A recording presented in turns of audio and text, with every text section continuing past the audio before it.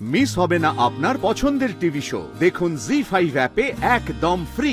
এই ঘর জামের ব্যাপারটা রাজ আদৌ মন থেকে মেনে নেবে কিনা আমি জানি না। আমিও জানি না বাবা। আমি যতদূর রাজকে চিনি, ও কিছুতেই এই প্রস্তাবে রাজি হবে না। আজ তো হয়েও যায় না, আমার শাশুড়ি মা কিছুতেই সেটা মেনে নেবেন না, কোনোদিনও হতে দেবেন না। তোর মাকে তো আমি জানি, তোর মা এই অবস্থায় কোনোভাবেই ওই বাড়িতে তোকে পাঠানোর অনুমতি দেবে না। তোরা বিয়ে করলি কোথায়, তোরা দুজনে একসঙ্গে থাকবি, সুখে সংসার করবি, তা না? আমি জানি না এইভাবে কতদিন তোদের দূরে দূরে থাকতে হবে। আর আমি এই বিয়েটা করেছিলাম রাজের বাড়িতে ঘর জামাই হিসেবে থাকবে বলে নয়।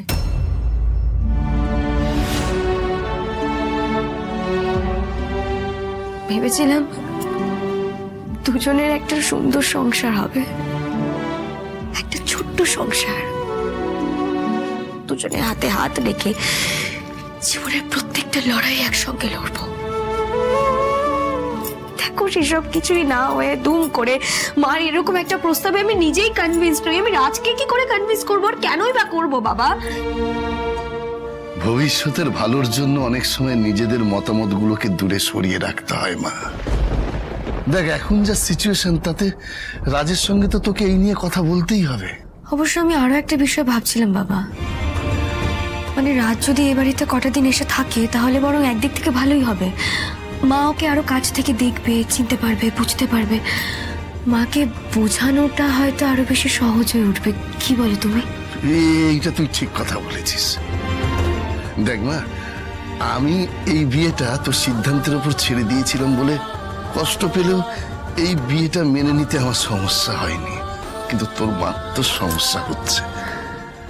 তোর মা তখনই বিয়েটা মেনে নেবে যখন সে মন থেকে রাজকে জামাই হিসেবে বরণ করে নিতে পারবে। তুমি ঠিকই বলেছো বাবা, আমার না রাজের সঙ্গে কথা বলা উচিত। ওকে বলা উচিত অন্তত কয়েকটা দিনের জন্য যদি ও এই বাড়িতে ঘর জামাই হিসেবে থাকে। ঠিক বলেছিস। একটা কথা বলবো, তুই কালই রাজের সঙ্গে এই ব্যাপারটা নিয়ে একবার কথা বল মা।